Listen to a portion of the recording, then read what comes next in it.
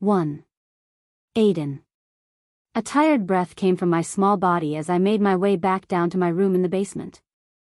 My body hurt after working so hard. Who could have imagined that being a butler would be so difficult? But then again, it was my cruel, unkind family I worked for. They made me do things that didn't make sense, but I had to do whatever they wanted if I wanted to avoid getting punished by my father. Just like every other night, I found myself wishing I could change my life. I hated the fact that I didn't feel like I belonged in my family. I even hated myself for being weak while my brothers and sister were strong. I hated being short and not looking like them, while they seemed perfect. I hated that I had to work hard every day while they got to enjoy being young. I hated being nothing while they were everything. I was 18 years old and stuck here while they went off to start families and be part of society. It made me sad to think that any visitors to my parents didn't even know I was their son. My grandparents didn't even recognize me, and neither did anyone else in the family. I was just the butler, nothing more, nothing less.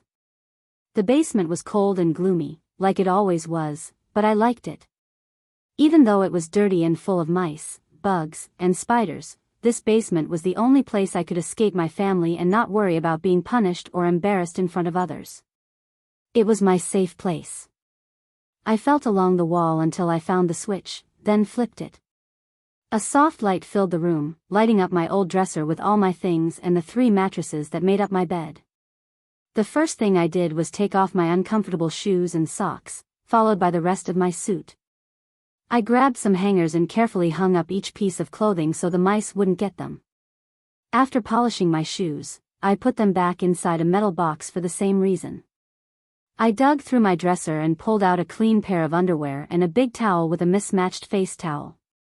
I walked into the bathroom and spent 20 minutes taking care of my hygiene before allowing myself to lie down and rest. Unspecified currency. The next day, I was up at 5 a.m. making breakfast for my family. My school bag rested on my back as I moved through the kitchen, mixing ingredients to make a fancy breakfast. Even though I wasn't allowed to leave this place, my parents still wanted me to get a proper education so I wouldn't bring shame to them in front of their guests. That was all they cared about, how things looked. After an hour of cooking, I finally finished and set the plates in their special spots, covering them with silver to keep the bugs away. I packed my breakfast in a plastic container and headed out to catch the bus to school. The school I went to was full of rich kids who came for the best education. Sure, there were regular students there too, but they were ignored by the important people, just like I was. I didn't mind though, at least I wasn't bullied. My siblings didn't really like me, but they didn't treat me badly, they just ignored me. That thought made my body slump in sadness, and a deep sigh escaped me. I closed my eyes and tried to push away the thoughts, wiping the tears that were gathering in my gray eyes. It was so important to not show weakness, no matter who you were, rich or not. That could be the end of you. I made sure to keep my face blank and all my feelings hidden. It was the only way I could keep being invisible and stay away from attention. When I got to the bus stop, the bus turned the corner, and I got on as soon as it stopped. "Good morning, sir," I said to the bus driver. The old man turned and smiled at me kindly. "How are you today, Aidan? Off to school?" "Yes, sir," I replied politely. Nodding, Mr. Fairley wished me good luck and handed me a box of chocolates, something he always did, even though I didn't want it. With a sigh, I took the candy and put it in my bag. I chose an empty seat by the door and relaxed once I sat down. As always, the ride to school was quick, and I found myself wishing Mr. Fairley a good day sooner than I wanted. Since the bus couldn't take me right to school, I had to walk the rest of the way and was standing by my locker in less than 10 minutes. Putting on my calm face, I grabbed what I needed from my locker and walked to my first class, PE. Unspecified currency. I stood by the refreshments in the ballroom, ready to serve any guest who needed my help. I didn't want to show it, but I was exhausted and wanted nothing more than to leave the ballroom and go to bed. My feet hurt so badly, and the suit I was wearing felt uncomfortable in so many ways. My back hurt, and my head ached from the loud music, laughter, and chatter around me. "Why do you look so awful?" an angry voice snapped. It startled me, causing me to drop my tray. I quickly picked it up and looked at my father. I felt my blood freeze and my face go pale from fear. My father stood over me, towering above my 5'2" frame, glaring down at me. My body trembled, and sweat formed on my forehead. From the corner of my eye, I noticed a few people watching us curiously. "You look a little sick," my father said in a sweet voice, loud enough for the guests to hear. "Come with me." He placed a gentle hand on my back, smiling at the party guests before taking me away from the ballroom. As soon as we were out of sight, his touch became painful. I gasped as his fingers dug into a sore spot on my back from a previous beating. He turned me around to face him and slapped me hard across the face. The force sent me flying, and I raised my hand to cradle my bruising face. "Do you know how embarrassing that was for me, Aidan?" he said, spitting my name as though it was disgusting. His voice was calm as his stormy eyes locked with mine. "You'll never be my son," he sneered. I felt my eyes burn and my heart ache from those 5 cruel words. He glared at me one last time before storming off. I stayed there until he was gone, letting myself sink into the pain of my broken heart. I curled up and silently cried, asking myself why I had to live such a horrible life. I shook my head, wiped my tears, and scolded myself for being ungrateful. There were others who had it worse than me, and I had no right to complain. I pulled myself together and went to my room where I ate my chocolate candy and prepared for bed. 2. Emilio. Knock. Knock. Knock. 3 soft knocks woke me up from my deep sleep. I sat up, rubbing my tired eyes. The knocking came again, but faster this time. I jumped out of bed and trudged to my door, wondering who could be knocking so early. When I opened the door, I was surprised to see my sister, who was just about to knock again. "Oh, good, you're awake," she muttered, pulling out a small piece of paper from her robe pocket. "Is there anything I can help with?" I asked in a sleepy voice. I cleared my throat to try and sound clearer as I spoke to my sister Adeline. My eyes wandered over her as she read the small note she had in her pocket. Her blonde hair was tied up messily in a bun, and she wasn't wearing any makeup. I was shocked to see her like this, but at the same time, I realized she looked even more beautiful without all the makeup on. "Here," Adeline whispered, handing the small piece of paper to me, "I need you to get this for me, and it has to be tonight." I nodded, holding back a groan of frustration as I read the neat handwriting. 4 pregnancy tests. Abortion pills. My eyes grew wide in shock as I read the words. I looked up at my sister and couldn't stop myself from saying, "You're pregnant. If Dad finds out, he'll kill you and the father." I whispered harshly. Adeline blushed and lowered her head, feeling ashamed. "I know, that's why I'm asking you to do this. Please, Aidan, I know I haven't been a good sister to you, but please do this for me. Please, you're the only one I can trust not to tell anyone." By now, she was shaking with fear, and tears were running down her cheeks. She covered her face and leaned into my shoulder, sobbing. I awkwardly wrapped my arms around her, not knowing how to comfort a crying girl. "It'll be okay, Adeline. I'll do it, and I'll keep it between us," I whispered into her ear, making her a promise. Pulling away, Adeline wiped her face and stared at me, confused. "But why, Aidan? I've been so horrible to you." "You could get revenge if you wanted, so why are you helping me?" she asked. She was right. I could hurt her, destroy her, but I was helping her instead.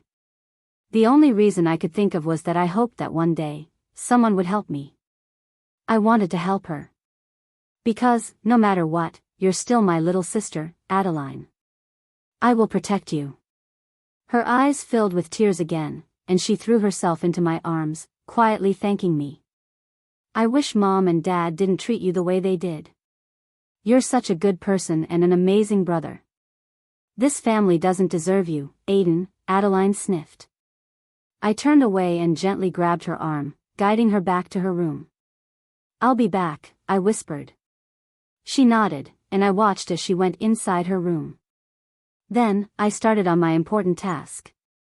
After a quick stop by my room to put on my casual shoes, I slipped out the front door and into the night. I ran toward the big, scary black gate that surrounded my parents' mansion.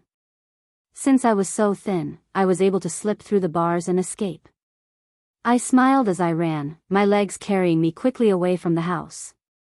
Adeline's list burned in my pocket as I ran to the nearest pharmacy.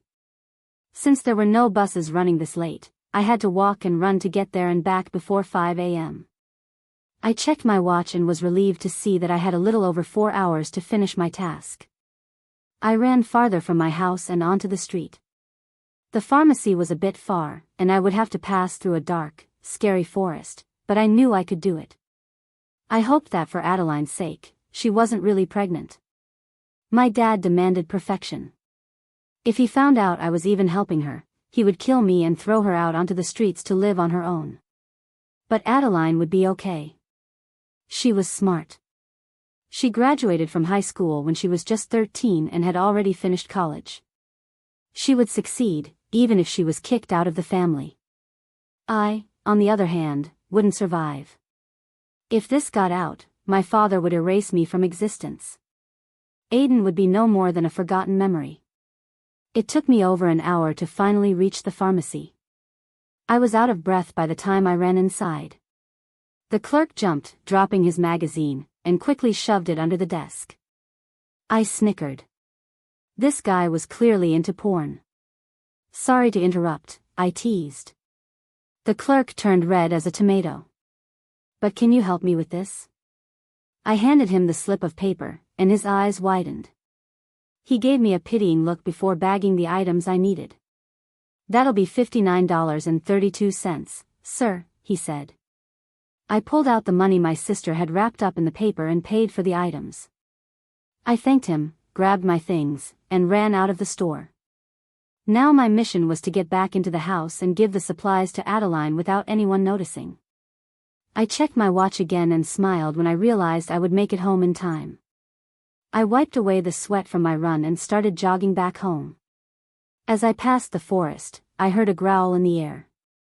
My whole body froze as I searched the edge of the forest. The growl came again, and I could feel myself getting scared. My body trembled, and my face started to sweat. What was that growl? Was it aimed at me? Did it want to hurt me? I tried to calm myself down and kept walking. Another threatening growl came from deep within the forest, but this time, I didn't freeze. I ran faster than I had ever run before. Soon, I could hear the sound of paws hitting the road behind me. I dared to look behind me and almost peed my pants when I saw a big black wolf chasing me. As soon as our eyes met, the wolf growled again, jumped into the air, and knocked me down. I fell face first onto the concrete and screamed in fear as I felt the wolf's paws on my back. Please God. I screamed, no. The wolf growled menacingly above me, his large, sharp teeth scraping against the side of my face. He growled again, then buried his face into the side of my neck, taking a deep breath. All I could do was whimper and pray that this wolf wouldn't kill me. Suddenly, the huge creature clamped his teeth around my neck, sinking deep into my flesh. A strangled scream left my mouth as blood poured from the wound, filling my mouth. I gasped for air as the wolf growled, seeming pleased with himself. The wolf pulled back and gently licked my wounds, almost as if he was sorry for hurting me. Once he was done, the wolf jumped off me and ran back into the forest. I stayed there on the ground for what felt like 10 minutes, too scared to move. When I finally felt sure the wolf was gone, I stood up and ran back home. My neck throbbed with pain as I ran, but I kept going, managing to slip through the gate and into the house without anyone noticing. My God, Aidan, what happened? Adeline whispered, her eyes wide as she stared at the big bite on my neck.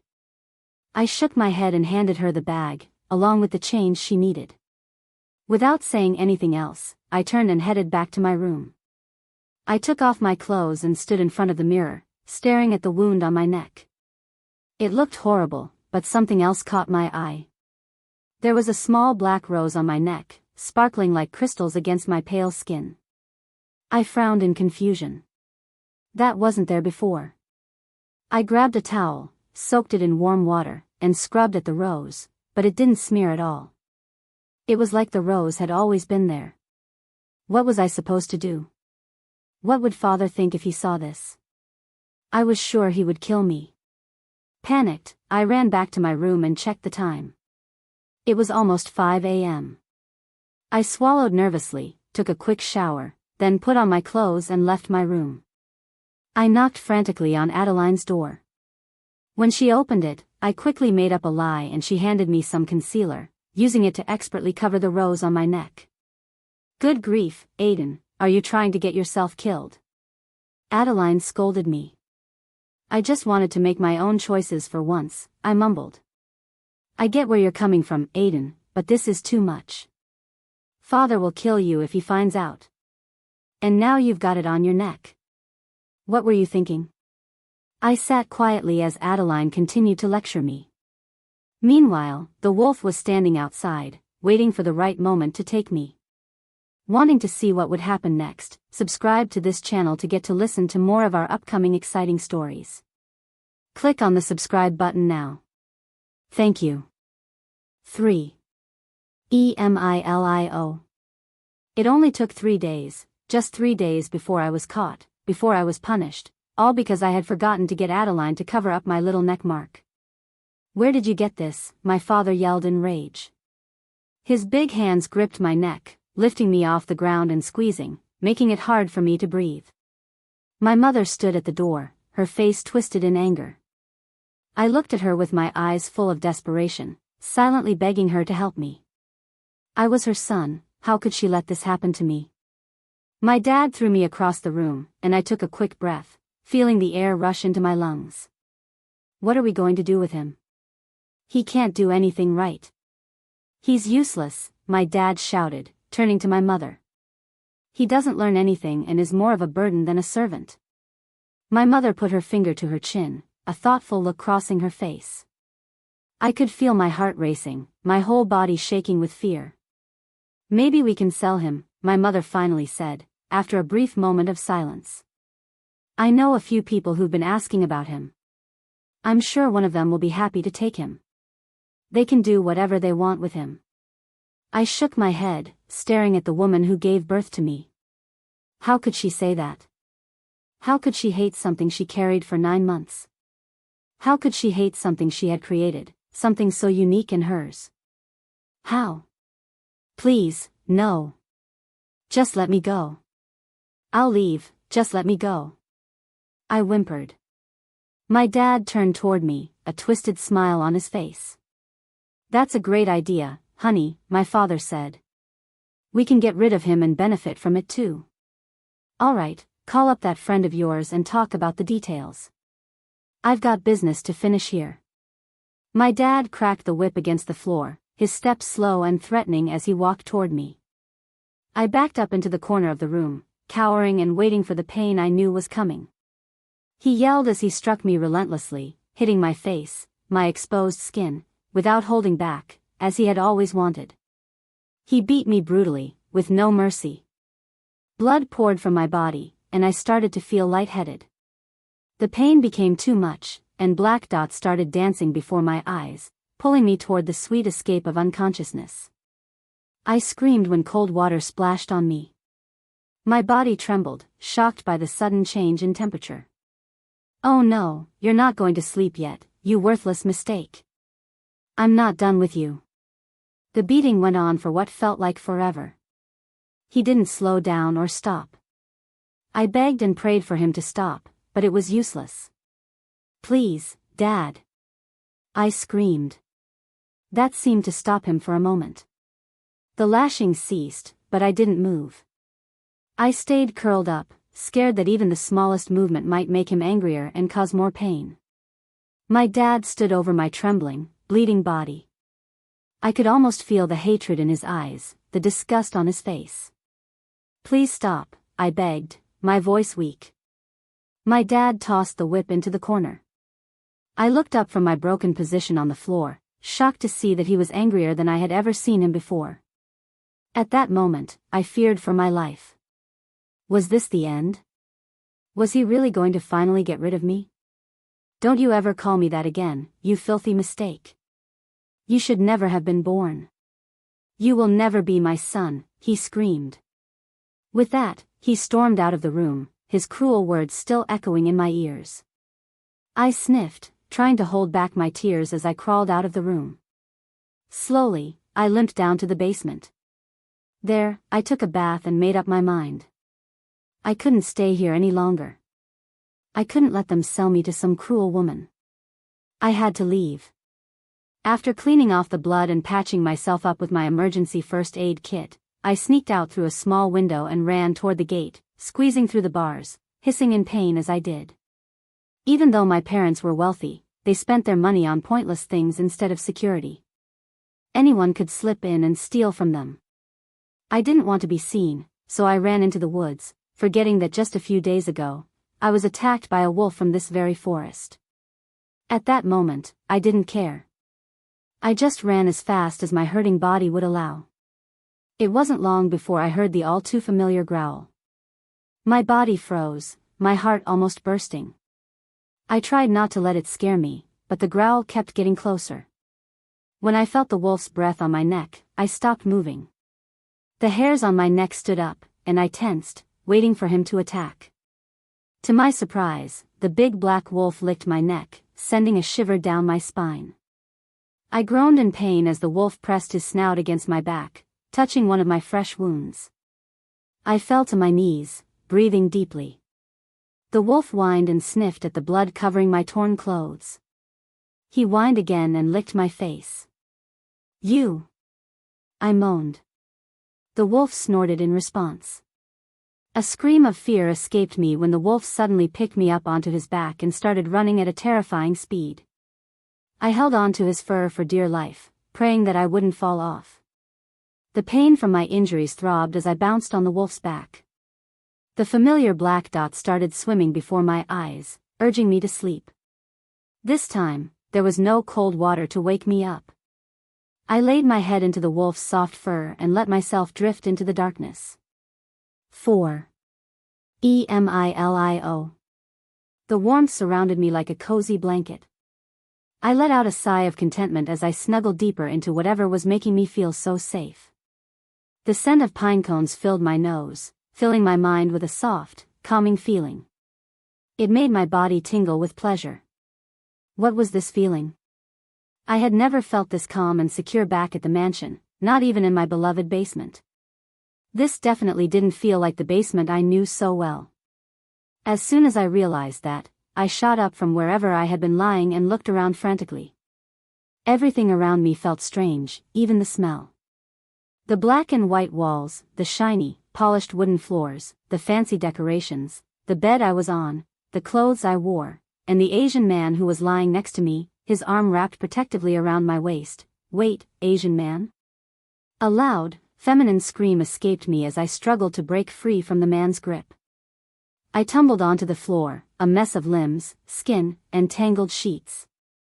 I watched in fear and confusion as the man jumped up and growled at the walls. How is he growling? Who does that? I thought to myself. Seeing that nothing was wrong, the man scratched his head in a cute way and then looked at me. When he started moving towards me, I shrieked and scrambled back onto the bed, wanting to be as far away from him as possible. Standing up fully, I took the chance to memorize his appearance. His body was beautiful, almost as if it had been carefully shaped by God himself. His chiseled, tan abs reminded me of soft caramel, with a little hint of darkness that led into his boxer shorts. His legs were firm and strong, flexing with power, holding his massive frame effortlessly. For some reason, I felt the strange urge to see if they tasted as good as they looked. His chest muscles were hard like steel hidden beneath his skin, his pale nipples almost begging for attention, and his biceps were just as strong as the rest of him, bulging with veins that made him even easier to admire. Attached to his muscular body was his stunning face that was showing signs of confusion and a little bit of hurt. My eyes couldn't help but be drawn to his sharp jawline, which seemed like it could cut through diamonds. His high cheekbones made his jaw look even more striking, making him even more impossibly beautiful. His nose was narrow and sharp, and his dark eyes were so black that I couldn't make out his pupils. They reminded me of swirling dark chocolate. Do you like what you see, little maid of mine? His voice was so deep and rich, making my body hum with vibrations. I had never heard anything like it before. Nothing could compare to this man standing before me. I shut my eyes and turned away from him. If I stared at him any longer, I wouldn't be able to stop myself from throwing myself at him and giving in to all the feelings I didn't understand. Stop thinking like that, Aidan. I scolded myself. This is serious, and it's definitely not the time for these kinds of thoughts. Who are you, and why am I here? I managed to ask. His dark eyes seemed to darken even more with an emotion I couldn't understand, and his body shuddered slightly. These small signs made me feel a bit uneasy inside. After swallowing, he took a deep breath and spoke. My name is Dante Gray, soon to be Alpha of Wolf Hill. You're here because you're my chosen mate, he answered, his voice again making me feel things I had never felt before. Alpha, mate, what are you talking about? He tilted his head to the side, and for some reason, that small gesture made me think of a dog. Every werewolf pack has an alpha. Since I'm not yet of age, I'm soon to be the alpha. The alpha is the leader of the pack. Every werewolf has a mate. A mate is someone who is meant to be with that werewolf for life. You and I were made for each other. We were destined by fate to meet and be together. I stared at him, completely convinced he was a crazy person who had escaped from a mental institution. What was he talking about? Didn't he know that all this werewolf, mate stuff was just a fantasy? What if he was some kind of sick person trying to live out a fantasy he made up in his head?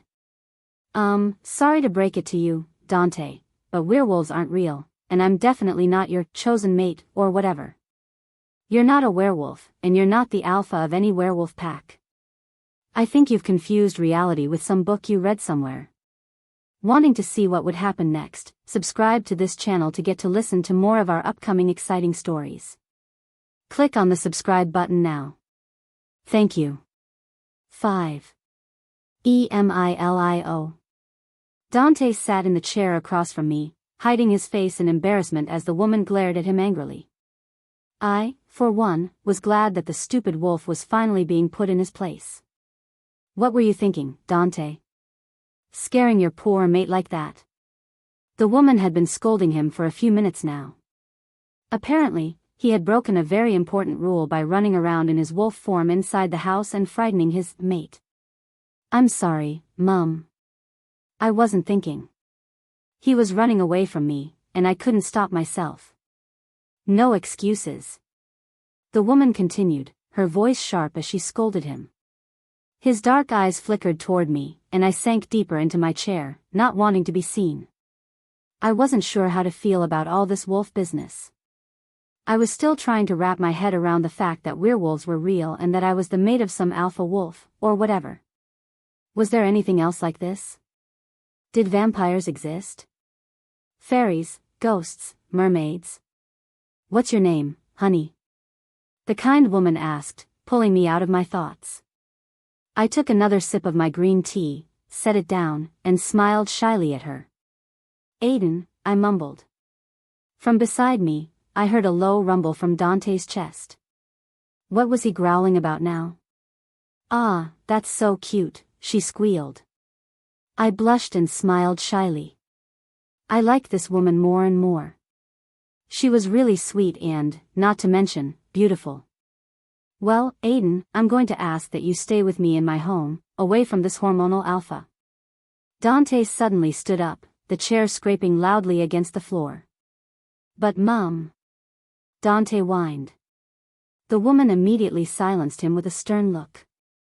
Pouting, he sat back down in his chair, sulking like the child he was. Now, Aidan, I'm going to take you home and give you something to eat, then I'll show you where you'll be staying and find you something to wear. Standing up from the table, I grabbed the woman's hand and walked out of the kitchen. Looking back, I stuck my tongue out teasingly at Dante and stifled a giggle when I heard his frustrated growl. Why was I playing around with him? He was a wolf who could tear me apart whenever he wanted. I was defenseless against him, but for some strange reason, I knew that Dante would never hurt me. How did I know that? I had no idea, but I just felt it. So, Dante has finally found his mate, huh? The woman said as we walked out of the house and toward wherever she was taking me. I guess, I mumbled, still unsure about the whole mate thing. What does that mean for me? I found myself asking. The woman smiled before answering. Well, that means you two will eventually be together. You'll love him, and he'll love you, but being a mate to someone is not like any human crush or infatuation. Mates can't be without each other and always long for one another. They can't be with anyone else, it just doesn't feel right, and their wolf won't accept another. A mate's love is so strong that they would face death for each other. She paused, and I noticed tears starting to form in her honey-colored eyes. You can stop if this is too much for you, I whispered. She wiped her eyes and shook her head, speaking with a trembling voice. Some wolves can handle the pain of losing their mate, but they'll never love anyone else again. They can't. It's impossible to love anyone but their mate. Having a mate is a gift because the moon goddess only gives you one. That's why Dante won't let you go. A wolf's entire purpose is to find their mate. I hope one day you understand this. It was strange to see such a strong woman breaking down in front of me. Just talking about mates had brought tears to her eyes, and her voice had shaken. Could she have lost her mate? I felt a pang of sympathy for her. The way she spoke about mates made them sound like the most important thing in a wolf's life. If she had lost hers, it must have been horrible. I stayed silent, unsure what to say after that emotional moment. For some reason, I didn't want Dante to ever feel that way. I didn't want to be the one to hurt him or see tears on his face. I didn't want him to go through life without loving anyone else. But to make sure that didn't happen, I would have to accept this whole werewolf and mate thing. I didn't know if I could accept him. Dante deserved someone strong who could stand by him, not me. I was just some human who happened to cross paths with him. I didn't know anything about wolves or their ways. But still, would I be able to accept him? Could I love him the way a wolf's mate should be loved? I wasn't sure, but I knew I didn't want to run away just yet. I wanted to see where this whole wolf thing would lead me. 6. Emilio. I sat in Lena's home, eating the steak and rice she had cooked for me. It tasted good, no doubt, but I couldn't stop thinking about the heartbroken look on her face. The way her happy expression had changed so suddenly shocked me. I hadn't seen it coming. Now that I understood how important mates were to wolves, I wasn't sure how to feel about it. When we arrived at her small cottage, she had been laughing and smiling just like she had been before, almost like she hadn't been hiding her pain just moments earlier. It was amazing how she could control her emotions so well. But I knew deep down it was hard for her. She was barely hanging on, like she was standing at the edge of a cliff, and it wouldn't be long before she fell. I admired her strength, but I also felt sorry for her.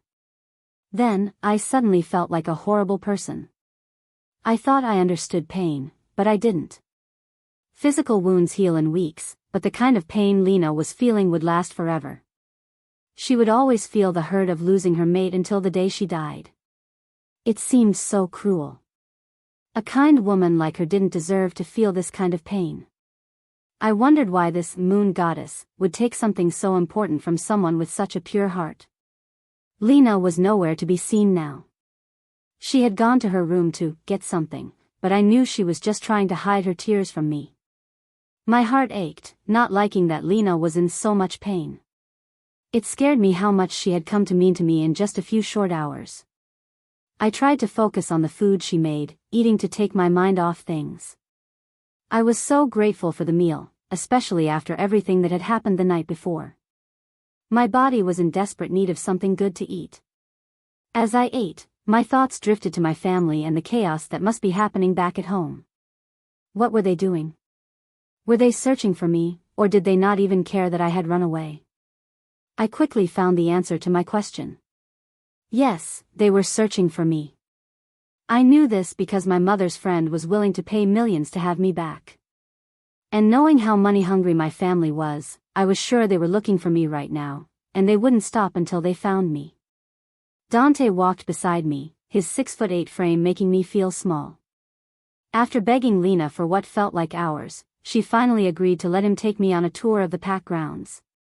I stayed quiet, not sure what to say to my mate. It still felt so strange to think of Dante as my mate. I never thought anyone would notice me, let alone claim me as theirs. "What are you thinking?" Dante asked, his voice sounding as shy as I felt. I couldn't help but smile a little. That seemed to calm him because he suddenly smiled down at me, his white teeth shining brightly, though it wasn't his smile that I found most captivating. His smile was beautiful, calling it handsome didn't seem enough. It was more than handsome, more than beautiful, it was divine. Out of nowhere, jealousy hit me. No, I wasn't jealous because I didn't think I was as beautiful as he was. I was jealous because I knew I wasn't the only one who noticed how stunning he was. Doubt crept in. What if I wasn't the only one he felt this way about? What if there was someone else? What if I was just a rebound? I felt hurt, and I didn't even know why. "Stop lying to yourself, you know why," I scolded myself. I knew exactly why I was suddenly hurting, but I didn't want to admit it. I didn't want to admit that I didn't want Dante to smile at anyone else the way he smiled at me. "Aidan?" His deep voice pulled me out of my thoughts. I was just thinking about all this werewolf and mate stuff. I still can't believe any of this is real. I said the truth, but not all of it. I can't believe I actually escaped my home and made it here. I have a feeling it won't end like this. It was too easy. It's like the calm before the storm. Something's coming, and it won't be good. I stopped myself, not liking that I had said more than I intended. With a nervous gulp, I turned away and looked at the scenery around me. In the books I had read, werewolves were wild creatures that rarely shifted into human form, living in the forest and surviving off the land, eating raw meat. But that wasn't the truth. Dante and I were walking through a small village filled with shops, cafes, parks, and wolves. And no, it wasn't some forgotten place stuck in time, it was modern, up to date. So these wolves don't just stay in the forest after all. There's no reason for you to feel like that, Aidan. I don't know exactly what you've been through, and maybe I don't need to know, but what I do know is that I will protect you with everything I have. Anything that wants to hurt you will have to get through me first, and that's never going to happen, I promise. I stared at the ground, my eyes wide, unsure of how to reply to what he had said. What could I say? Probably nothing, just trust that he was speaking honestly and move on. As we walked further into the village, I started hearing distant screams. I stopped, trying to figure out where the sound was coming from. Dante quickly grabbed my hand and started pulling me towards the noise. What are you doing? Where are we going? I puffed, struggling to keep up as I was dragged behind him. I had to move fast or I would end up being pulled off my feet. No questions, just follow me. I rolled my eyes, but a smile of excitement spread across my face as I looked ahead. As we got closer and closer to the screams, I could see what appeared to be a huge and colorful water park. I stopped in awe, my eyes taking in the incredible sight, one I had only ever seen in pictures. But seeing it in person was even better. Dante stood beside me, grinning at my wide-eyed reaction. I stepped closer, wanting to take in more. The scent of chlorine hit my nose, and for the first time, I didn't recoil. I actually welcomed it. The park seemed endless with its water and slides in every color imaginable. I could hear people of all ages laughing and shouting in excitement as they flew down the slides. I knew I had to try that. But before I could continue admiring the park, I was suddenly soaring through the air, heading straight for the water, a scream of surprise escaping my lips. I splashed down into the water, immediately sinking beneath the surface. Closing my eyes, I swam up and shot a glare at a panicked-looking Dante. With a determined look, I silently accepted his challenge and dove at him, pulling him into the water with me. His wide, dark eyes were full of surprise when he came up for air. I stood a few feet away from him, soaking in his appearance, which seemed even more amazing now that he was wet, especially with his gray V-neck clinging to his body, showing off every muscle and ab. "This is war," he suddenly shouted. With a squeal, I turned and ran to find safety. That day, I had the most fun I'd ever had in my life. Wanting to see what would happen next, subscribe to this channel to get to listen to more of our upcoming exciting stories. Click on the subscribe button now. Thank you. 7. Emilio. Today marks a whole week that I've been living in Wolf Hill, and I couldn't be happier. My worry about my parents finding me is still there, but they don't know werewolves exist, so I doubt they would be able to find me. Even though I was happy, I was also feeling very nervous today. Dante told me that his father wanted to meet his son's mate, the future leader of the pack. When I heard that, all I wanted to do was run away again. The future leader? Meet the current alpha? This was all too overwhelming, and I wasn't sure if I wanted to go through with it. Can we wait a few more days? I whined to Dante as we sat at Lena's dinner table, eating the meal she had made for us. He gave me an apologetic smile and shook his head. Sorry, my dad is the alpha, and what he says goes. If he wants to meet you, then as his son, I have to do what he says, Dante explained. It'll be fine, Muffin, I'll protect you.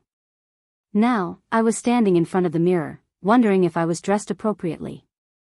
I didn't want to look too casual, but I also didn't want to be too formal. I didn't want to be a sweaty mess from nerves, but I didn't want to act all confident either. Sighing, I decided my outfit was fine and focused on fixing my hair.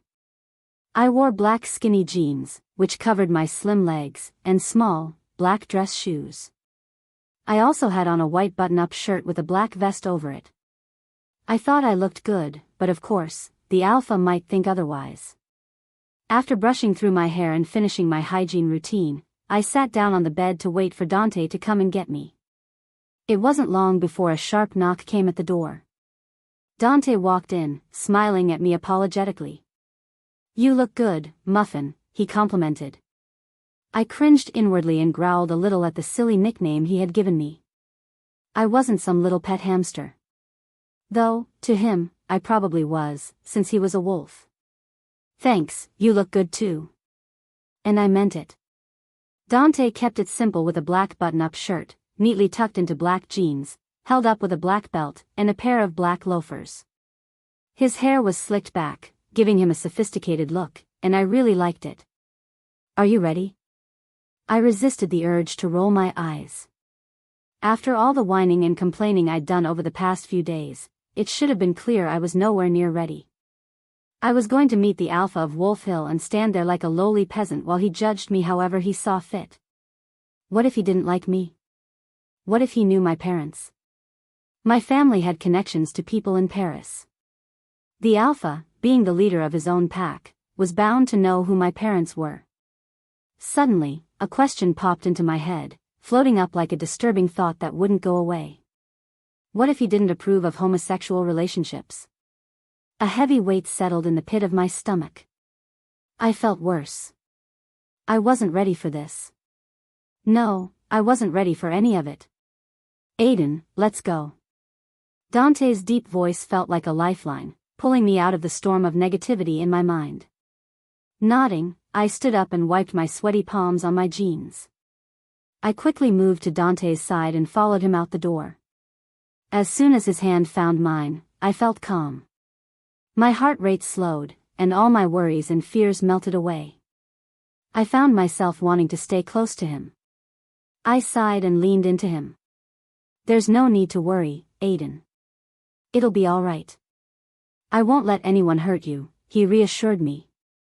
It felt like a warm, cozy blanket, chasing away the cold and making me feel safe. I loved it. I just want to get this over with, I mumbled, a small smile appearing on my lips. Dante's soft chuckle made my whole body tingle with happiness. What were these feelings? Every time he moved or spoke, I felt something good inside me. Was this some kind of wolf thing? When we reached the car, Dante, ever the gentleman, opened the door for me and helped me in. For a moment, I was confused when he slid in beside me. I thought he was going to drive us, but the confusion disappeared when he spoke. Please take us to my father's home. Yes, sir. The unfamiliar voice made me jump. I hadn't even realized someone else was there.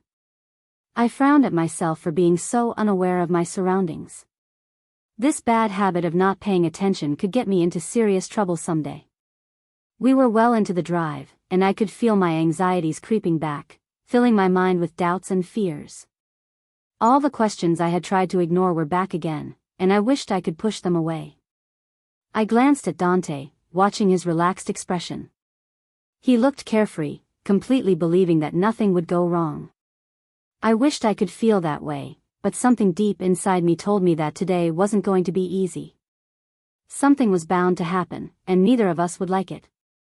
8. Emilio. Fear, complete fear, was the only thing I could feel as we approached a grand mansion on top of a steep hill. From where I sat in the car, I could sense the power and authority of the place. I could only imagine how small I would feel standing in front of the Alpha himself. Noticing my unease, Dante gave my hand a gentle squeeze, offering reassurance, which helped ease my anxiety a little, though not completely. The car slowed as it made its way down an elegant driveway. Despite how I felt, I couldn't deny the beauty of the Alpha's home. It was so magnificent that it made my parents' house look insignificant in comparison. My eyes were immediately drawn to the fountain sitting in the center of the curved driveway, glowing with pride.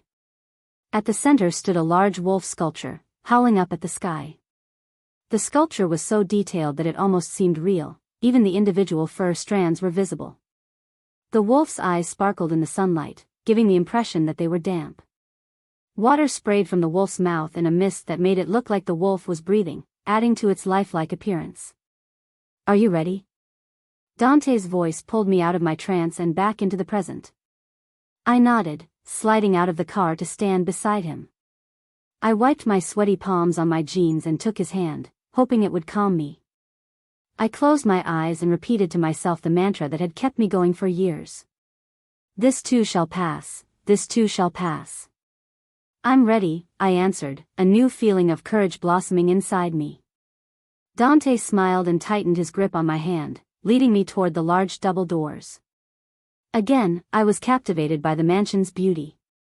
The doors had a wolf carved into them, and like the fountain, the wolves looked so realistic. This time, the wolves weren't howling at the moon. They were sitting on their haunches, staring down anyone who dared approach. They reminded me of guard dogs, protecting their master with their lives. It was almost intimidating. I felt small under their cold gaze. Dante didn't knock. Instead, he pushed the door open and pulled me inside. I felt even more nervous now, so anxious that I didn't even bother to look around. I pressed myself closer to Dante's back, afraid to be even a few inches away from him. We stood in the center of a large foyer as a short woman in a maid's uniform walked toward us. "Good morning, Sir Dante. Alpha Thorn has asked me to escort you and your mate to the throne room, where your meeting will take place."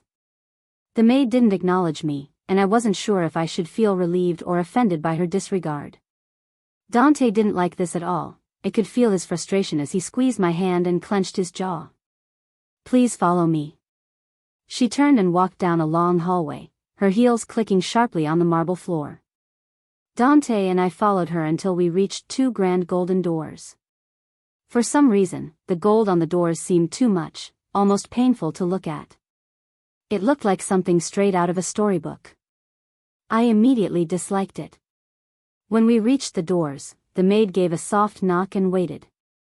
"Come in." A deep voice called out from the other side. It was lower than Dante's and full of authority. Hearing the Alpha's voice confirmed that he was indeed Dante's father. But there was a difference. Dante's voice was gentler, softer, offering comfort, while the Alpha's voice made me feel hot and anxious. I didn't like it. More than ever, I just wanted to turn and run, leaving all of this behind. "Come," Dante whispered to me. I stepped behind him, gripping his jacket as we walked into the vast throne room, where the Alpha and a woman I didn't recognize were sitting side by side on two massive thrones. As soon as we entered, they both stood up and met us halfway. Dante's father was exactly as I had imagined, tall, muscular, and handsome. His eyes were completely black, no matter how hard I looked, I couldn't see his pupils. He stared at me with confusion, mixed with something else, before turning to his son. That look made my heart race, and a chill ran down my spine. What was that look? Why did he look at me like that? "Hello, Dante. How have you been?" the man asked. Being in the same room as him made his voice sound even deeper, more commanding, and far more dominant. "I've been good, Alpha." I thought it was strange that he called his father Alpha instead of Dad. Weren't they close? Or was this just something wolves did? Maybe that was the reason, but I still found it odd. "As you asked, I brought my mate here for you to meet." Dante pulled me forward. I immediately looked at the Alpha's shoes. I didn't want to look into his eyes. "Well, where is she?" My heart seemed to stop in my chest. The blood drained from my face, and I tightened my grip on Dante's hand so much that I could tell it had to hurt. He was expecting a woman. Of course, he didn't expect me, a guy, to be his son's mate, especially since I was going to be the next ruler of the pack. Dante twitched beside me, and his jaw clenched. It was obvious that he and his father were not on the best of terms, and the words being exchanged weren't helping the situation. "He's right here, beside me, and his name is Aidan. He is my mate."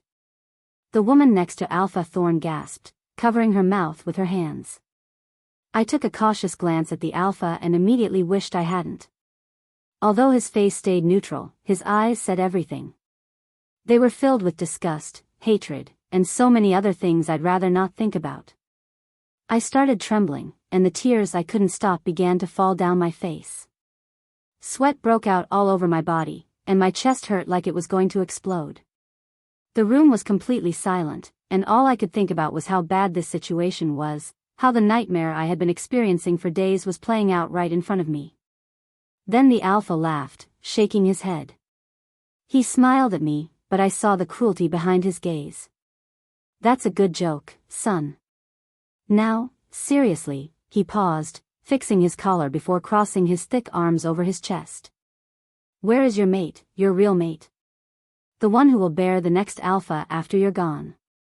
I continued to shake, and the tears kept coming. This was all a mistake. I shouldn't have come here. I shouldn't have been Dante's mate. I shouldn't have run away. Who was I to think I deserved a better life? I deserved the beatings and the abuse. I deserved it all. This just showed me that nothing good would ever happen to me. "Dad, I already told you. My mate is Aidan, and he's standing right here. This is my mate, and this is not a joke." Dante's voice was different, almost like something else was speaking through him. He wasn't happy, he was furious that his father wasn't taking this seriously. The room was completely still for what seemed like forever, 3 full minutes, before the Alpha finally spoke again. "No. I will not accept my son, the next Alpha, being with a man. And certainly not some weak human." My heart felt like it stopped right there. After hearing those words, I couldn't feel my chest anymore. A loud snarl made me jump, and I nearly peed myself. Whimpering, I hid behind Dante and buried my face into his jacket. I couldn't stand it anymore, I couldn't stay in this room. I pulled away from Dante, turned, and ran as fast as I could out of the room, out of the house, and straight into the woods, ignoring Dante's voice calling after me. "Aidan. 9. Emilio." I kept running, not stopping for anything. Tears streamed down my face and sobs slipped out as I pushed through the trees, not caring about the scratches I picked up along the way. All I could think about was getting away from him. Away from all of them. What was I thinking? Did I actually believe I could have a life here with Dante and his pack? How could I have thought something so ridiculous? I was nothing, I deserved nothing. I didn't even deserve the air filling my lungs. Who was I to think I could want something different, something better than the miserable life I had? It was selfish, and it was disgusting. A shout escaped my mouth as my foot hit something hard, and I tumbled into the bushes below. I only stopped rolling when I hit a small creek. Groaning, I sat up and looked around. I wasn't too deep in the forest, but I had no idea which direction to go. I had been so lost in my thoughts that I hadn't paid attention to where I was going, leaving me stranded now in the middle of the forest, stuck in a creek and soaked. Despite the scary situation, I didn't care. I would rather be here with the trees and animals than rotting like a dead flower in the Alpha's presence. The forest was peaceful and really beautiful. I must have drifted off to sleep at some point because when I woke up, I wasn't in the creek anymore. Instead, I was lying under the body of a familiar black wolf. Without thinking, I reached up and touched the black rose on my neck. Dante had explained a few days ago that this was a mark to warn other wolves that I was already taken. At first, I was upset because he had forced it on me, but now, I was glad it was there. It meant that no matter what anyone else thought, Dante still wanted me for who I was. "Dante," I whispered. The large wolf let out a soft whine and nuzzled into the side of my neck, gently licking the mark. I ran my fingers through his soft fur, enjoying the comforting smell of him. "I'm sorry for running away like that," I said quietly. "I must have really worried you." Dante raised his head and looked down at me. I could see in his eyes how much he had been worried. I couldn't help but imagine him running through the forest, his nose to the ground, sniffing all around, searching for me. The thought made me smile a little. I could picture it perfectly. The big worrywart. I ran my hands through his silky fur, feeling each individual hair as they brushed against my fingers. I relaxed against his body, staring up at the sky full of stars that lit up the night with their soft glow.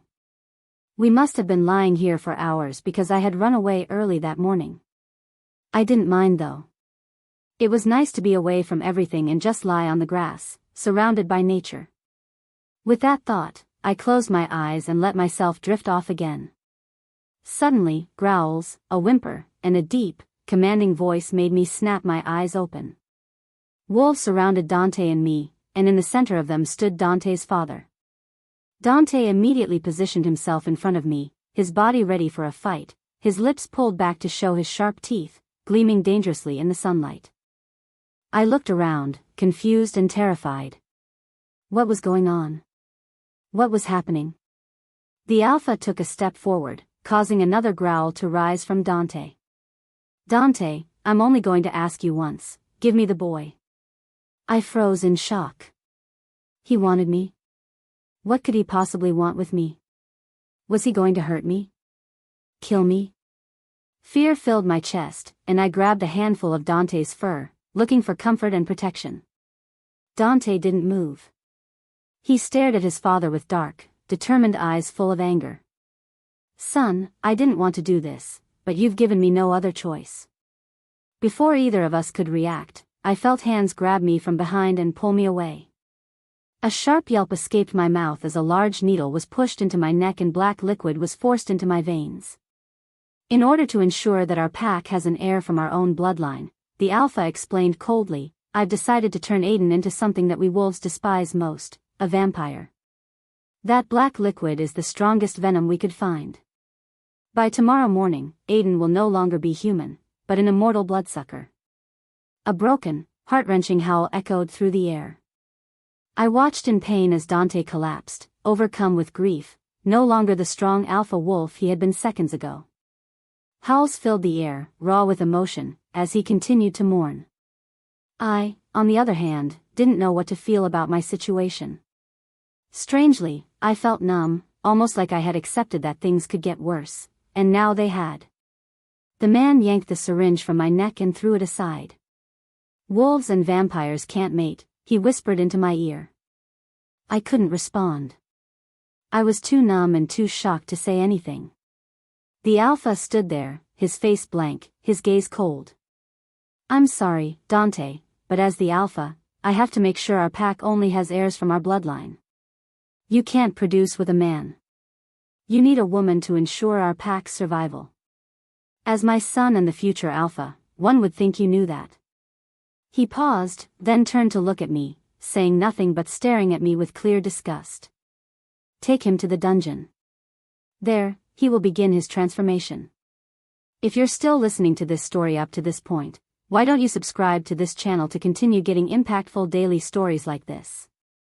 We would be most grateful if you can do that to help boost this video to reach everyone. Thank you. 10. Emilio. I could feel the venom spreading through my veins, chilling me to the core. It was like ice flowing through me, slowly taking away everything that made me human. I wasn't prepared for the agony that came next. Flashes of intense pain ripped through my body, like being struck by lightning. I screamed as I clawed at my skin, tearing at it as if I could escape the burning sensation. It felt as though I was being submerged in molten lava, yet I couldn't burn. I was just left to feel all of the pain. I growled and snarled at the two guards who suddenly rushed into my cell. They grabbed me from the floor, trying to force me onto the cot, but I fought back with all the strength I had left. I thrashed around wildly, screaming in pain, desperate to break free. Fuck. One of the guards shouted in pain as I sank my teeth into his shoulder. The warm blood flowed into my mouth, and I instinctively drank deeply, sucking his life away. You fucking leech. The guard shouted angrily as he yanked me off of him, slamming me hard into the ground. The other guard stomped on my chest, crushing my ribs with his foot, and I screamed as the pain shot through me. Do it now. The injured guard cried, and in the blink of an eye, he was pinning me down, locking my wrists in place with cuffs. I struggled, gnawing at the chains, my teeth biting down hard, but it was no use. The chains wouldn't move. Suddenly, I was up on my feet, and in an instant, my leg shot out, kicking one of the guards. His leg snapped, the bone breaking through the skin, and a grotesque sound filled the air. The guard screamed, a shriek that sounded like something dying. I threw my head back and howled in pain, another flash of white-hot agony running through me. The other guard yelled at me, but his words were drowned out by the pain. All I could focus on was the desperate itching in my head and the excruciating toothache in my mouth. I tore at my hair, pulling it out in chunks, but the pain didn't stop. Blood started to run from my eyes and mouth. I spat my teeth out, only to feel new ones pushing through the gums, replacing the ones that had been uprooted. Make it stop. I screamed, tears of blood falling from my face. Dante, make it stop. A loud bang echoed in the room, followed by a growl so deep it made my whole body tremble. Don't let him get to the vampire. Keep him away. I heard it. The Alpha's voice. And then, I could smell Dante. My heart raced as I fought against the chains, but they wouldn't give. My cuffed hand bled, my skin torn and swollen, but still, the shackles held me in place. Growling in frustration, I reached out and grabbed the guard with the broken leg. He cried out again, but I didn't stop. His pain was real, but I wasn't able to care. His leg was healing, but it still hurt. Uncuff me. I didn't even recognize my own voice. It was deep, growling, almost unrecognizable. But I didn't care. I just held on to the guard, angry and desperate. Never, you fucking monster. The guard laughed, but the sound was twisted, cruel. That laughter pushed me over the edge. I sank my teeth into his neck and shook, tearing his head off. I bit into him again, drinking deeply, feeding on him until there was nothing left. In the distance, I could still hear Dante growling, and I could feel each vibration as he slammed his body into the door over and over. I could hear the Alpha shouting, the guards screaming, but right now, I was in a strange, twisted peace. But then, everything stopped. My heart stopped beating, and my body collapsed to the ground, motionless. The boy who was turning was dead. The venom had stopped his heart. But this wasn't the end. His body was changing. His bones stretched and grew, his flesh ripping as they did, then healing instantly. His hair grew back, silky and black, covering his head. His face sharpened, becoming more masculine, and his skin turned pale, like a sheet of paper, the venom dissolving the blood in his veins. New teeth grew from his gums, sharp and deadly, accompanied by fangs that could pierce anything. All his imperfections smoothed over. Every wound healed, and his body stopped moving. He was no longer human. He froze, untouched by the passage of time, never to age again. The blood he had consumed from the dead wolf completed the transformation, turning him into a full-fledged vampire. Dante felt Aidan's heart stop, and it was the worst pain he had ever experienced in all his years.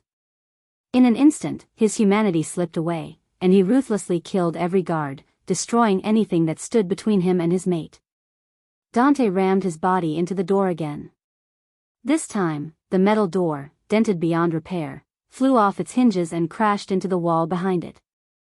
Dante rushed into the dungeon, the smell of his mate guiding him to the lifeless body that was now standing, as still as a statue. Dante's eyes scanned the room, taking in the drained wolf and another guard trembling in the corner, shaking with fear.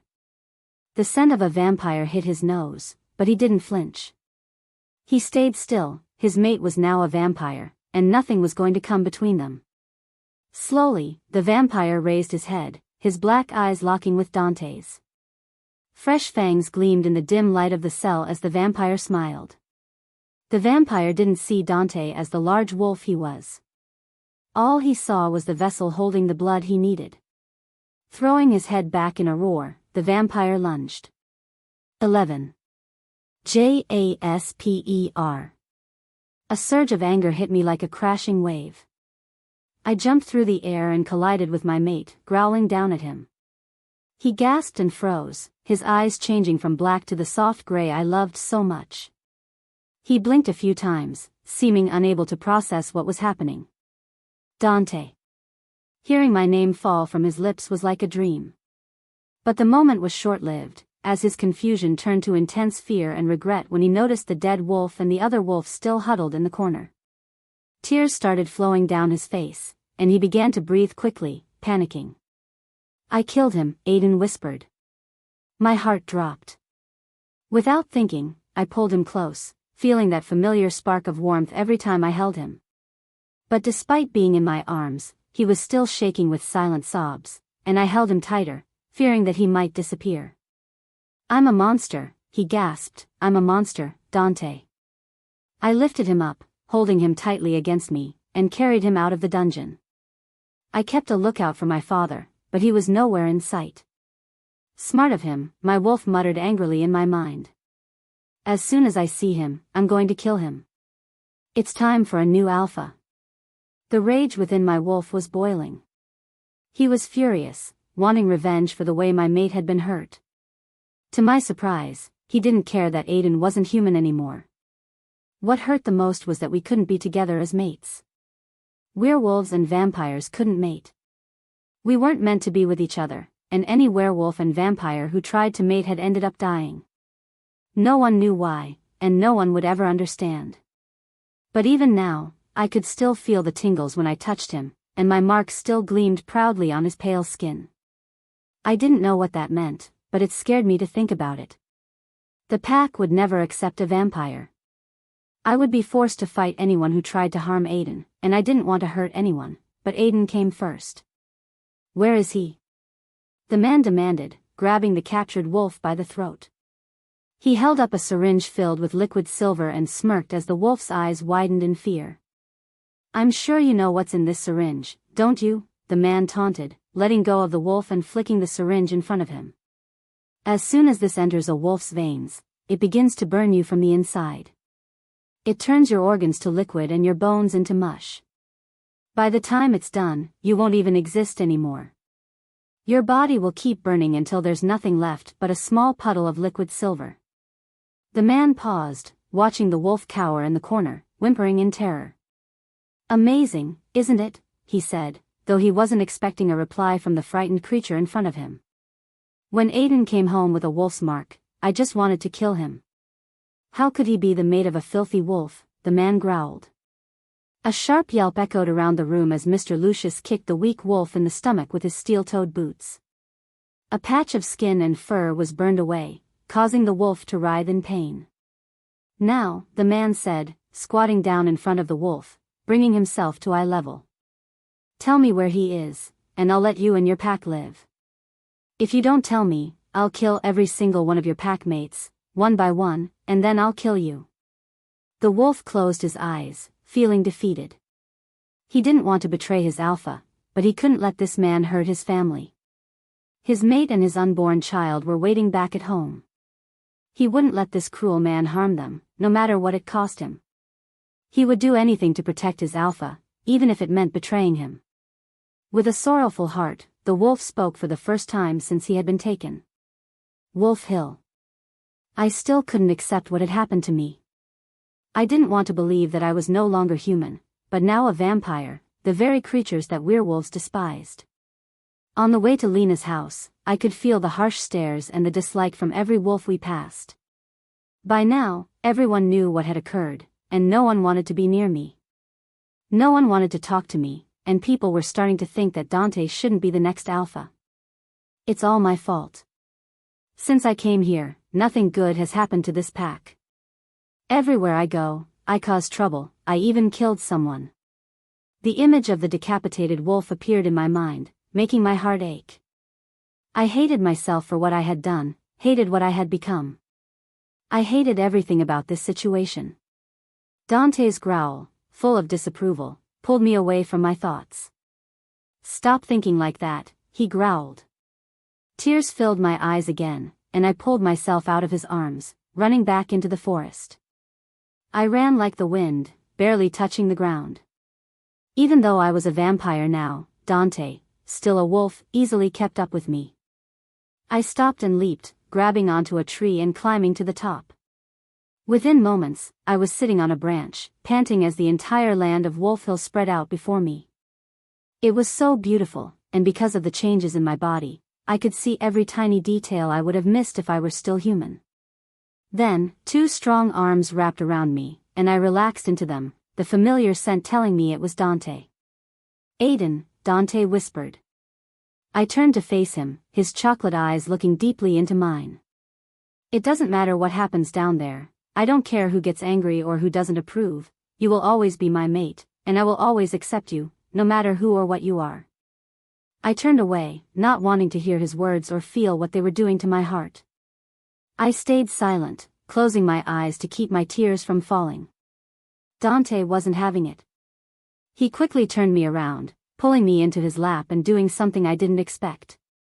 I froze as his lips pressed against mine, his tongue slipping into my mouth and exploring every corner. Even though I was cold and dead, my whole body warmed up from his kiss, and I found myself kissing him back, wanting him even more. His hands explored my body, tracing every curve and settling on my backside. I pulled away, gasping, a moan escaping me as he gripped and rubbed my bottom. A growl rumbled deep in his chest as he pulled me closer, biting down on my bottom lip. Dante, I whimpered. He growled again in response and continued kissing me, moving down to my neck, licking and nibbling on his mark. My body reacted instantly. My hips bucked into his most sensitive spot, causing a tent to form in his pants and drawing a moan from him. He pulled back, and I rested my head against his chest, breathing deeply, even though I didn't need air anymore. You're mine, Aidan, Dante whispered. I looked into his eyes, gasping as I stared into the swirling depths of his wolf's gaze. I leaned back into his chest, wishing more than anything that what he said was true. Vampires and werewolves can't mate. If you're still listening to this story up to this point, why don't you subscribe to this channel to continue getting impactful daily stories like this? We would be most grateful if you can do that to help boost this video to reach everyone. Thank you. 12. Emilio. I was so thirsty, thirstier than I had ever been before, and I felt like I needed to leave Lena's house. I was afraid that if I stayed, would turn into a monster and hurt her. Dante was out looking for his father, who had mysteriously disappeared, so I knew it was the perfect chance for me to sneak away and hunt. I decided to try to quench my thirst with animal blood. Hopefully that would be enough, and I wouldn't have to kill an innocent human. I really didn't want to do that, especially since I was once human not too long ago. I wasn't sure how to hunt, but I figured I would figure it out. I ventured deep into the forest, far from the pack and any human town. This didn't bother me because I could still smell the wolves and would easily be able to find my way back. I took a deep breath, allowing myself to calm down and listen to the forest. All around me, I could hear the sounds of breathing and the soft beating of hearts. I could feel where each little creature was, from the tiny rabbit tucked safely inside its burrow to the owl perched on a branch, watching me with its big eyes. Even though it was midnight, I could see clearly as if it were daylight. It was strange, but also a painful reminder that I wasn't human anymore. Suddenly, I felt something. A large animal was nearby, prowling, looking for its next meal. I could sense its sharp claws, teeth, and massive form. I felt no fear. Instead, I moved quickly, faster than sound itself, and attacked. The bear didn't know what hit it. It roared in surprise and swiped at my back, but its claws couldn't pierce my skin. I sank my fangs into its thick neck, and blood poured into my mouth. I drank hungrily. I thought I should be disgusted, but I wasn't. This felt like second nature now. If I didn't feed, I would lose control and hurt someone innocent. That was not something I was willing to risk. I kept drinking until I was satisfied and the bear stopped moving. Not sure what to do with the dead bear, I buried it and then climbed to the top of the tallest tree I could find. From here, I could see the entire forest below. I could even spot the lights from a small village and the Alpha's palace. Since I turned into a vampire, the Alpha had disappeared. No one knew where he went, and people were starting to think he had run away to avoid facing his son's anger. I didn't know why he left, but I suspected it was because he was hiding from Dante. Dante was furious, wanting to take his father's place as Alpha. I wished I had never been born. The only good thing that had ever happened to me was becoming Dante's mate, and now that seemed like it was slipping away. I felt completely useless and alone. I didn't know what to do anymore. The Alpha female watched Aidan, feeling her heart ache at his sadness. For the first time in her life, she felt completely lost. Helping the vampire went against everything she had believed in, but seeing him suffer made her want to do something. She was stuck, unsure of what to do. Suddenly, a hand covered hers, and she looked up into the warm brown eyes of one of her packmates. "Forgive me, moon goddess, but I can see that your heart is troubled. I know it's not my place to say, but I think it's time to make a change. It's time to bring them together." The Alpha female's eyes widened, and a smile spread across her face. She pulled the wolf into her arms, laughing softly. "You're right, my love, it's time for a change. And it starts now." One moment I was enjoying the view of the dark forest, and the next I was asleep, staring at the most beautiful woman I had ever seen. I couldn't catch my breath, her beauty was so stunning. The woman stood a few feet away from me, wearing a soft lavender dress that clung to her slender body. Her hair was tied in a neat braid that reached her waist. Her golden eyes sparkled, brighter than the sun. Her lips, the same color as her dress, were soft and inviting, and her sharp cheekbones made her look like she was carved from perfection. She walked toward me, her bare feet making no sound. As she got closer, I could smell the familiar scent of a wolf, but there was something else. Then, she unfolded brilliant white wings from her back, making her appear like an angel from the heavens. I couldn't find the right words to describe her, nothing seemed good enough. She was beyond anything I had ever imagined. When she reached me, she cupped my face in her delicate hands. I closed my eyes and took a deep breath. She smelled even better than Dante.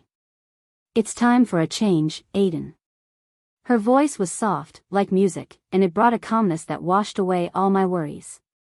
"What do you mean?" I whispered, feeling sleepy, barely able to keep my eyes open. I didn't want to leave, I could stay in this moment forever. "Bring them together, Aidan." Her eyes shifted to my neck, landing on my mark. She took her hand away from my face and placed it on my mark. My heart raced, and I gasped as a flood of emotions rushed through me. I could feel everything Dante was feeling, anger, sadness, pain, regret, all of it overwhelmed me. "Dante," I whispered. The woman pulled her hand away, but I could still feel him, like we were one. "You and your mate will be the bond that unites them, along with your descendants." She pulled me into a warm hug, and I couldn't hold back my tears. The love and safety she made me feel was something I had never known, except for when I was with Dante. She held me like a mother holding her child, and I didn't want to let go. I wanted to stay with her forever, leave everything behind, and be by her side.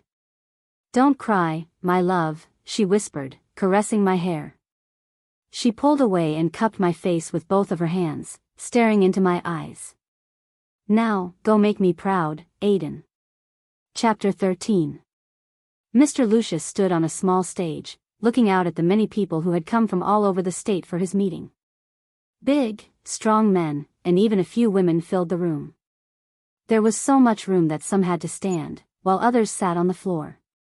Everyone's eyes were on him, waiting for him to speak. "Hello, my fellow hunters," he said loudly, his voice echoing through the room with the help of the small microphone clipped to his collar. Everyone greeted him back quietly, then fell silent again. "You all know why we are here, why this group was formed in the first place," he said. He paused, looking around at all their faces, seeing their expressions change as they thought about the reason they were there. Their faces twisted in anger as they remembered why they had come. "We are here because we have a goal," he continued, letting the words sink in. "We are here because we must end the werewolves' lives." The crowd jumped up, pumping their fists in the air and shouting in agreement. "Kill them. This is our world. Send them back to hell." Shouts of anger filled the room, and Mr. Lucius closed his eyes. He let the hunters yell out their feelings before raising his hand. The room fell silent, just like that, as everyone sat down and looked at him in admiration. Recently, a close friend of mine was taken by the wolves and forced to become the mate of the Alpha's heir. The crowd exploded, shouting and knocking over chairs. It felt like hot lava was pouring into the room as the crowd yelled their hatred for the werewolves. Mr. Lucius smiled. Even though it was true that Aidan had been taken and forced into the pack, Mr. Lucius didn't tell the hunters that his son had run away from home. He didn't need anyone to think badly of him. To them, he was just a loyal friend trying to bring justice. The people around him didn't need to know the full story. Most of them just hated werewolves because they didn't have anything better to do. They were here for the excitement, not for any real cause. "We must kill them for what they did. How dare they take one of ours?" After a few more seconds, he raised his hand again, and the crowd fell silent once more. "To get him back, we must attack. The pack we will be going after is called Wolf Hill. They have a big village with over 500 wolves, but don't let that scare you. We have their biggest weakness, and that's silver. One bullet can kill a wolf instantly. They might have the numbers, but we have the tools. We can think, unlike those dumb wolves." The crowd smiled, knowing that Mr. Lucius knew how to get them thinking the way he did. It was one of the reasons he was so rich and powerful. "As of now, the pack is weak. I don't know why, but it doesn't matter. The most important thing is that they are distracted, vulnerable, and easy to defeat. This is the perfect time to attack when they won't be able to fight back. We will surprise them." Excitement filled the room. Everyone was thrilled about the idea of taking down a few wolves. They all wanted a reason to fight, and now they had it. "I hope you're ready, Aidan," Mr. Lucius whispered to himself, smiling. "Because I'm coming for you." I woke up suddenly, still sitting in the tree. It was early morning, and the village lights were off. I could feel Dante's worry, like a strong wave crashing into me. The sun was just starting to peek over the horizon. I furrowed my brows as I remembered the dream I had. Who was that woman? Was she an angel? What did she mean by bringing us together? I touched my mark, and a burst of energy filled me. I gasped. This had to be real. I could feel Dante's emotions. The dream was real. But what did it all mean? Could it mean that we were meant to be together? I jumped from the tree and raced through the air. In less than 5 seconds, I was at the village, running into Lena's house. Strong arms wrapped around me, and I could feel a wave of relief. "Where were you?" Dante asked, but I didn't answer. All I could think about was being with him. I needed him. I wanted him to make me completely his. Lena, noticing the look in my eyes, quietly smirked and left the room. She was one of the few wolves who didn't hate me. Once she was gone, I grabbed Dante's hand, and we disappeared into our room. Aidan? Dante asked. I was breathing heavily. My body was sweating, and my throat was dry, thirsty for him. I couldn't wait anymore. Looking into his eyes, I saw his wolf starting to show. His eyes were full of desire. Take them off, he growled. I quickly took off my clothes, and he did the same. He grabbed my body and threw me onto the bed.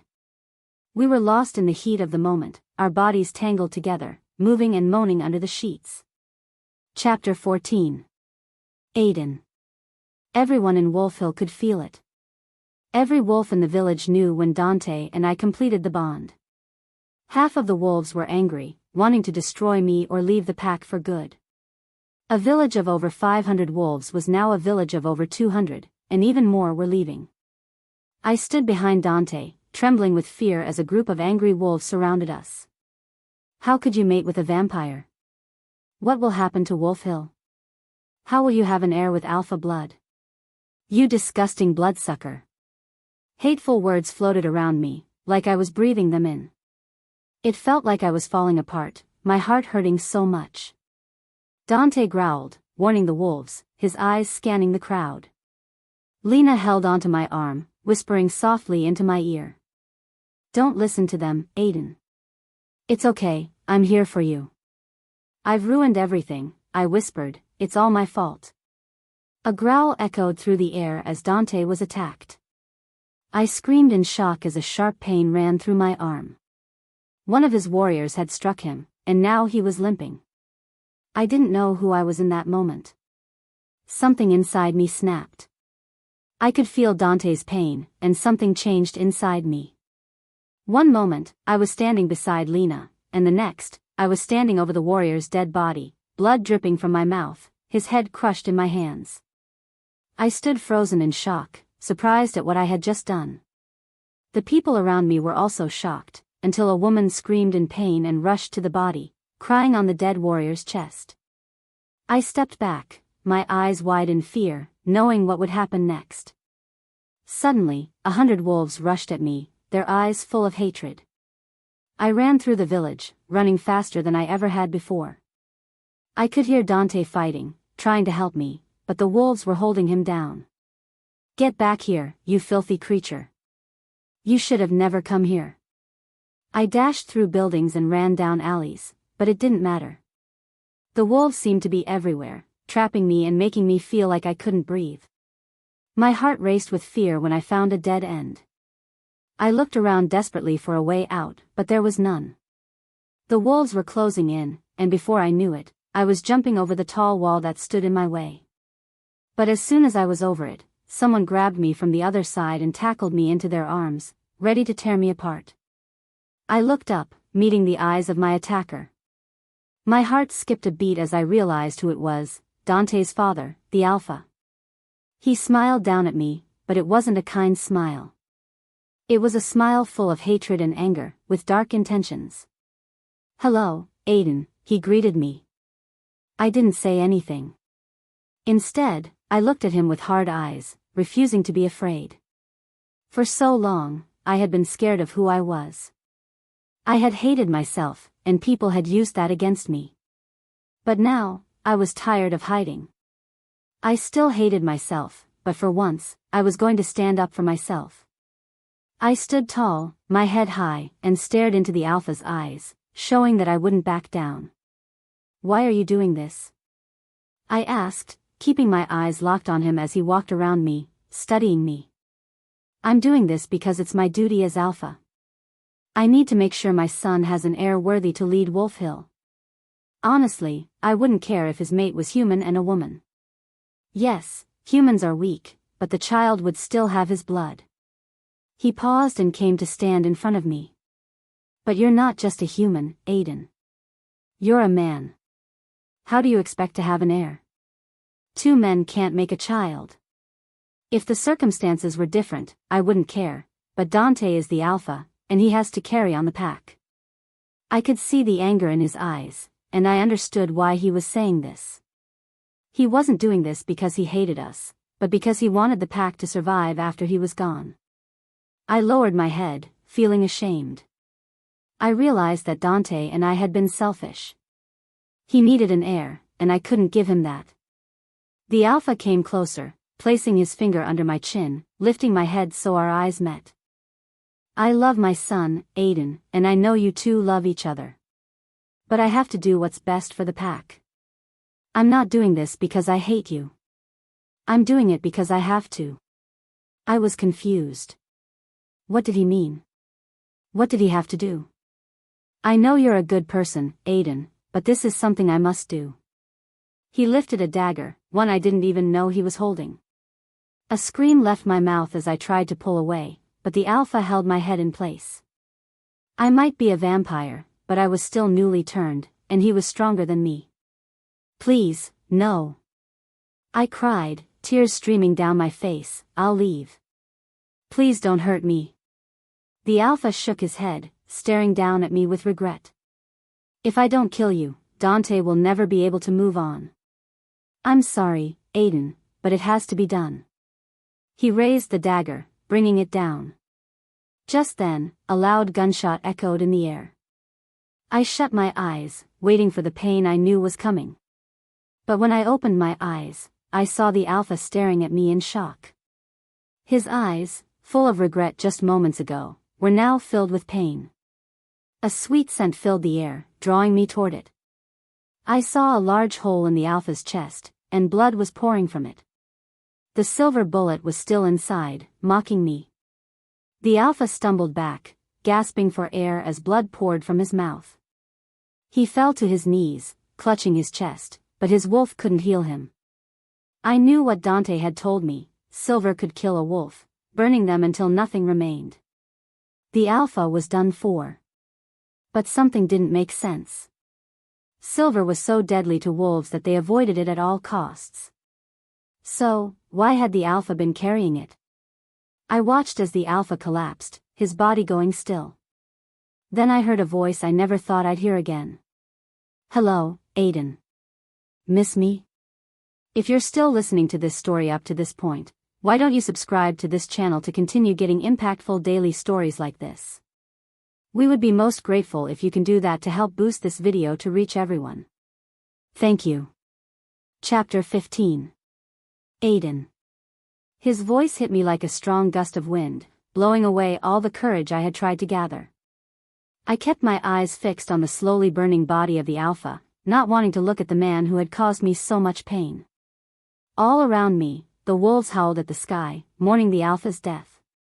I smiled quietly to myself. Dante was now the alpha. Then, something shiny caught my eye. The dagger. Slowly, I reached over and grabbed it. The wolves that had been around us were gone, leaving without me even noticing.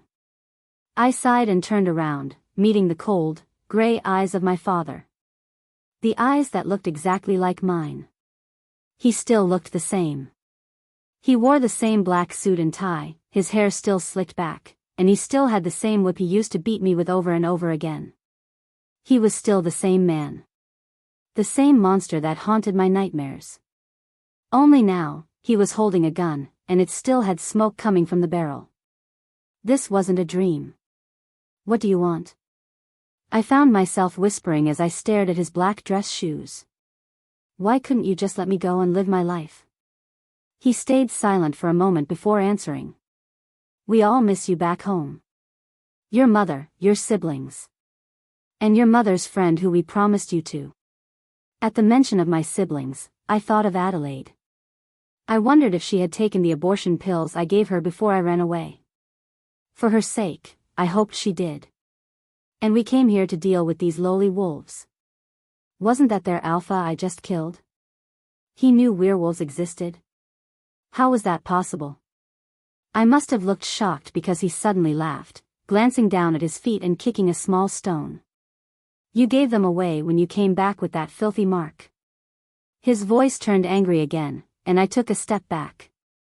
All the times he had beaten me came rushing back, and it felt like I was trapped in the basement again, getting hit while he shouted hateful words at me.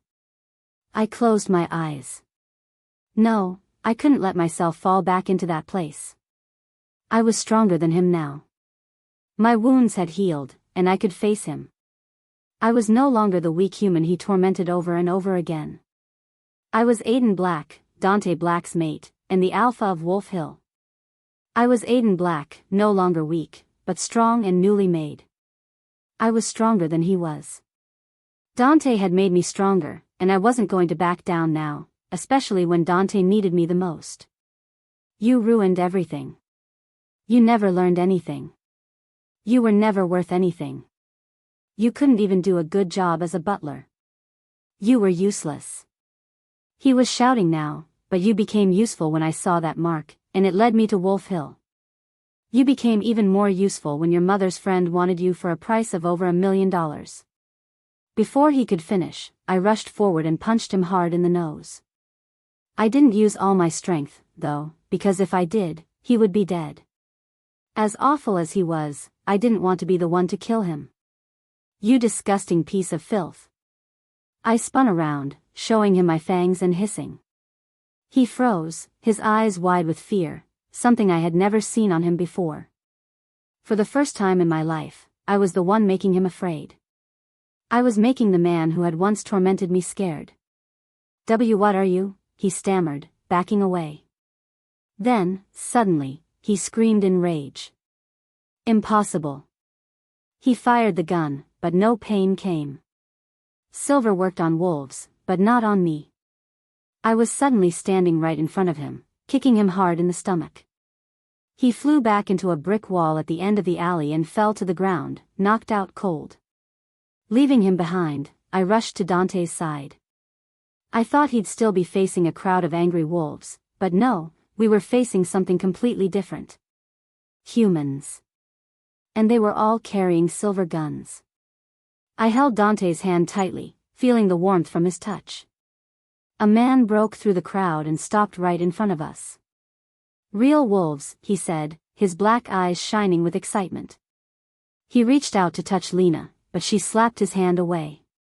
Stay away from me, you filthy hunter, she shouted. He stumbled back in fear but quickly remembered his gun and started laughing, which made the crowd cheer and shout. Hunters. Why are they here?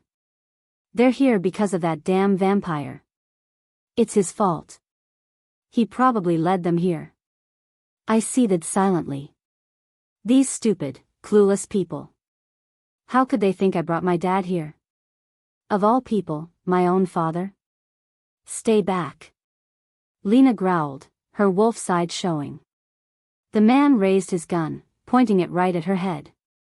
I stood still, hoping he wouldn't. You wouldn't dare, Lena challenged. The hunter's eyes gleamed dangerously, and he snapped back. You don't know me at all, woman. I rushed forward, but I wasn't fast enough. Boom. I froze as I watched a trickle of blood slowly run down from the hole in Lena's head. She blinked once before collapsing to the ground, lifeless. Chapter 16. Aidan. A loud, sharp scream, full of pain and fury, filled the air, and I quickly realized it was me. The hunter stepped back, his eyes wide with surprise. I rushed to Lena's still body, holding her tightly to my chest, crying and screaming with grief and pure anger. Lena, no. I cried. I suddenly hated everything. I hated the bright sun that shone so beautifully, even though tragedy had just struck. I hated the air I breathed, hated the breeze that carried the smells of animals and plants, hated the wolves that were around me, hated myself, but most of all, I hated the man who took Lena away from me. All it took was a simple pull of a trigger to take her from me. My body suddenly went numb as something else took control. Lena fell limp in my arms and I slowly stood up.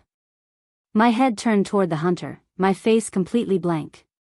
I'm not sure what the others around me saw, but it must have been terrifying because they all backed away from me, eyes wide with fear. In that moment, I didn't care. All I could focus on was him. The hunter, dressed in a horrible Hawaiian shirt and jeans, was backing away, his voice shaking. Please, you have to understand, he kept saying, backing toward his friends who were stepping away from him, giving him space. It was Lucius. He made us do it. At this point, I was out of control. All I wanted was to see his blood staining my clothes and skin as I tore through him. "Please," the man begged as I charged at him. His scream of pain echoed in the air as I ripped off his arm and tossed it aside. But that wasn't enough. It was too quick. I wanted him to feel what I was feeling, to peel his limbs away like slowly pulling off a scab. The man knelt on the ground, his eyes locked on me. He was still screaming, begging for his life, but I could see the fear in his eyes. He knew his time was up. I kept going, pulling his limbs off one by one until he died. I drank the blood from his body, feeling its warmth, before tearing off his head and throwing it at a woman standing near me. My throw was so powerful that her head flew off and landed far away, her body remaining standing for a moment before falling to the ground, lifeless. Her head was nowhere to be seen. I threw my head back and released a roar, launching a full attack on the hunters. The wolves of Wolf Hill joined in, howling and shifting into their wolf forms as they helped tear the hunters apart. It was total chaos. The sound of gunshots, growls, and screams filled the air. I cut through the hunters like paper. At that moment, I wasn't Aidan. I wasn't the person I used to be. I was a monster, driven by revenge and a thirst for blood. I was draining the blood from one body when a loud explosion shook the ground. A nearby house erupted in flames, sending debris flying. Both hunters and wolves were caught in the blast and killed. I turned to see my father standing in the midst of the explosion, surrounded by blood, smoke, and bodies. He was breathing heavily, a trail of blood running down his face. He suddenly turned his attention to Dante, who had shifted into his large black wolf form, and aimed his gun at him. I rushed to Dante, tackling him out of the way just as another building went up in flames. "You're mine, Aidan." Suddenly, it started to rain. Thick, heavy raindrops hit the ground, turning the dirt into mud and blurring our vision. It felt like nature herself was trying to wash away all the destruction and death. Dante was panting heavily beside me. He didn't look like he usually did. His fur was wet and matted, covered in both blood and mud. "Aidan, are you there, baby?" I heard his voice in my mind. Everything slowed down as we stood next to each other, as if time itself had stopped. The world kept moving around us, but we were stuck in that moment. "Please, come back to me, Muffin. I need you." I looked at him, my eyes filling with tears as my emotions overwhelmed me. I leaned into his fur, feeling the tears slide down my cheeks as I cried out in pain. "It's all my fault, Dante," I sobbed. "It's all my fault." He tried to speak, but instead, he let out a loud, agonized yelp. I looked down and saw a bullet hole in his side. He collapsed, blood pouring from the wound like water from a hose. I screamed again, but this time, it was different. Every feeling I had built up inside me exploded into the air. The ground shook and the hunters around me covered their ears as blood streamed from them. Trees cracked and fell, and buildings crumbled. "Dante." I looked up, meeting my father's cold, gray eyes. I growled low in my throat, rising slowly to face him. He stumbled back, his gun shaking in his hands. Of course, it was him. It was always him, always taking something from me, always trying to make me feel worthless. I charged at him, shoving my arm through his body and pulling him against me, growling low. "Die." I pulled my arm out, tearing his body in half. I sank back to Dante's side as wolves and vampires poured out of the woods, drawn to my call. But I didn't pay attention to them. I searched within myself for the wolf that was supposed to be there, but all I found was darkness. I tried to feel him, but all I felt was the painful ache in my heart. Around me, the new wolves and vampires tore through the hunters like paper. All I could do was hold Dante's body. When they finished, they surrounded me in a circle, over 1,000 wolves and vampires, and bowed. "Master," they said in unison. It was truly something to see, people bowing before a broken vampire like me. I quietly whimpered, still searching for Dante, but all I found was darkness. Despite all my efforts, in the end, he still won. Epilogue. Aidan. Dante whined like a little kid as he reached out towards me. Aidan, I need you. I sighed, ignoring his whining, and went back to my work. I was stamping approvals on all the werewolves and vampires who had recently joined Wolf Hill. There were more than 1,000 applicants, and since Dante was still healing, it was just me and a few wolves and vampires left to do it. We had already received 1,000 applications, and more kept coming every day, as vampires and wolves arrived to join us. To say it was a tiring job would be an understatement. Aidan. I sighed again, stamping another approval on an application. Even though Dante was being a pain, I was really thankful that a vampire named Nikolai had saved him. Nikolai quickly got to work, taking out the bullet and helping Dante's wolf heal. Dante had been hurt badly, but because he was an alpha, he could heal quickly once the bullet was gone. The only reason he was still in bed was that he wanted to be there. He liked getting attention like a little pup. Even though everything was better now, my heart still hurt because of Lena's loss. She had been so important to me and had been there for me when no one else was. Losing her broke me, and at her funeral, I was an emotional mess. I was still healing too. The village was healing as well. Both vampires and wolves had started rebuilding it. The bodies of the hunters were burned, and I stood there as my father's body turned to ash. It was a very personal moment for me. Aidan. Dante. I have work to do. The people around me laughed, and I smiled at them warmly. We'll handle this, Master Aidan. Alpha Dante needs you. I sighed, thanked them, and walked into the room where Dante was. He smiled proudly and reached out for me. I sighed again and sat next to him, letting him hold on to me. I feel much better now, he said softly. You're such a baby, Dante. I really need to get back to work. But before I could get up, Dante flipped me over and laid on top of me. I squealed and tugged at the blankets, trying to get away, but Dante wasn't letting me go. I sighed, finally giving in, and snuggled into his warm arms. As I did, all my stress seemed to melt away. I closed my eyes, feeling at peace. I needed him in my life. I didn't even want to think about what would have happened if he had died. I pushed the thought away. He was here now, and we would be together forever. Finally, I had something no one could ever take from me. Thank you for watching this video. Subscribe, like and share this video to continue listening to this type of story daily and also, to appreciate this community too. I would like to hear your wonderful opinion about this story. Do you like it? Please comment below.